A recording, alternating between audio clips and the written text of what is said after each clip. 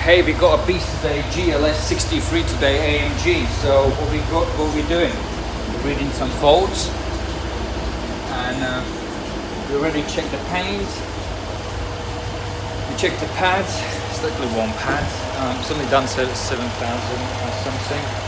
So it's a nice beast. So we're gonna go for the road test. And if you look in a car and need help, so thanks a lot, car sales, they book the inspection for their customer, and